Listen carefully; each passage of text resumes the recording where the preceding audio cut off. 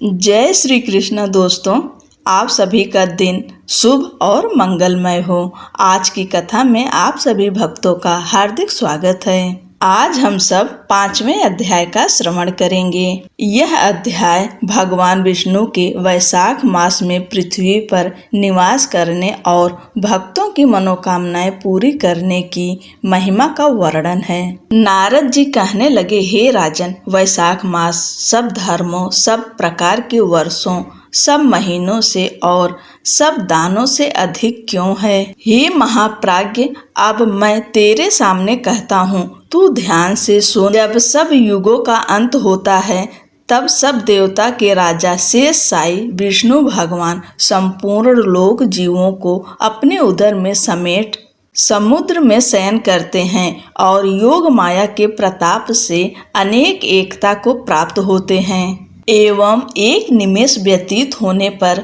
वेद प्रार्थना करके भगवान को जगाते हैं। तब भगवान ने अपने उदर में स्थित जीवों की रक्षा की और उन्हें अपने अपने कर्मों का फल देने के लिए सृष्टि के रचने का मनोविचार किया। तब विष्णु भगवान की नाभि से त्रिलोकी का आधार रूप सुवर्णमय कमल उत्पन्न हुआ। उसी कमल में से विराट पुरुष रूपी ब्रह्मा उत्पन्न हुए। फिर भगवान ने विराट पुरुष में 14 भुवन उत्पन्न किए, जिनके भिन्न भिन्न प्रकार के कर्म और आशय हैं। ऐसे अनेकों प्राणियों के समूह रचे।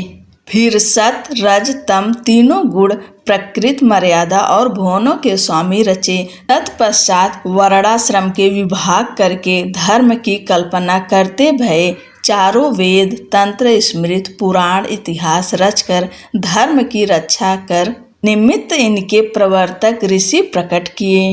इन ऋषियों ने अलग अलग वर्णों के अलग अलग धर्म प्रवृत्त किए।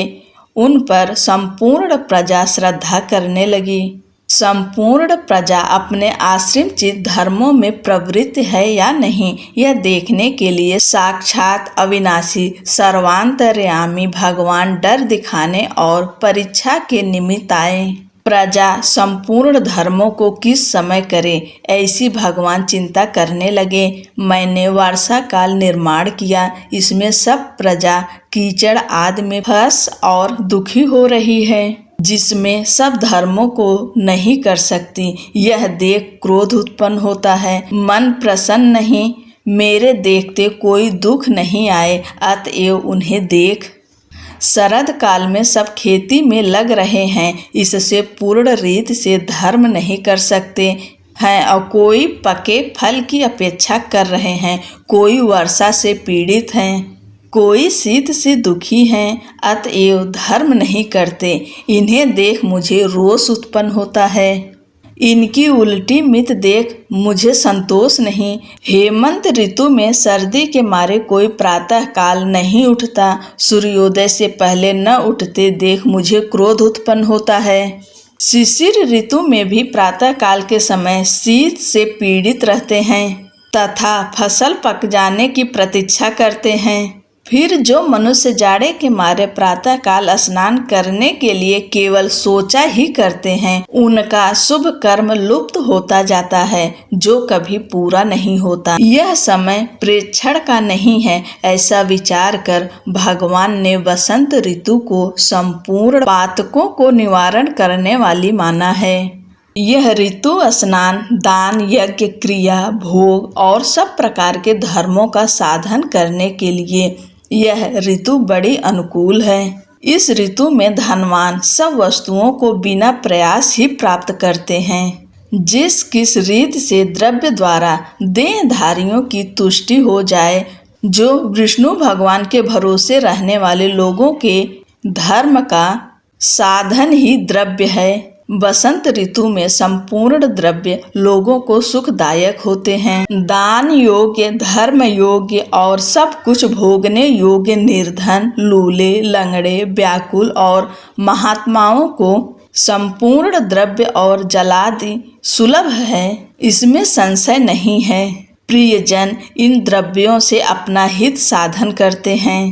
पत्र, पुष्प, फल, शाकादि, प्रिय वचन, माला, तांबूल, चंदन, गो पग धोना तथा नम्रता से साधन करते हैं। मैं उनको वर देता हूँ, ऐसा कहते हुए विष्णु भगवान लक्ष्मी सहित चारों ओर वन देखते चले, जिनमें अनेक प्रकार के फूल खिल रहे हैं, जिनमें हृष्ट पुष्ट प्राणी रहते हैं और मतवाले अमर और पक्षी विचर रहे हैं। ग्रामवासियों के बहुमूल्य आश्रमों के आंगन, उद्यान स्थल लक्ष्मी दिखाने लगे। देवता, मुनीश्वर, सिद्ध चरण, गंधर्व, किन्नर, नाग, राक्षस सब स्तुति करते हैं। वर्णाश्रम प्रवासियों के घरों में जाकर मीन की संक्रांति के कर्क की संक्रांति तक लक्ष्मी और सब देवताओं और मुनियों सहित भगवान रह करके लोगों के कर्मों का निरीक्षण करते हैं। धर्माचरण वाले पुरुषों की मनोकामना पूरी कर देते हैं और मदोन्मत्त की आयु और धनादि को हरते हैं, जो वैशाख में भगवान की पूजा करते हैं तथा उनके चल मूर्ति रूप साधु महात्माओं की सेवा करते हैं तथा अन्य महीनों में नहीं करते। उनके अपराध को भगवान क्षमा कर देते हैं। जैसे अपने देश में आए हुए राजा को देख उस देश के निवासी मनुष्य बहुमूल्य भेंट पूजा लेकर राजा की पूजा करते हैं।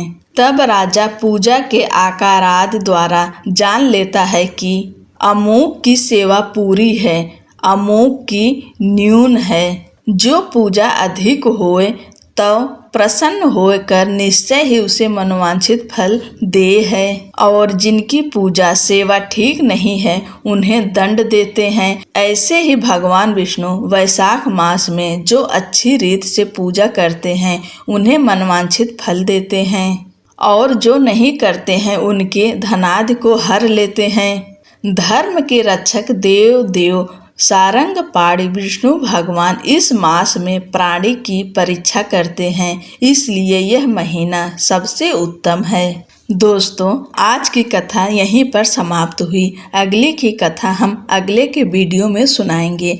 तब तक के लिए जय श्री कृष्णा, राधे राधे।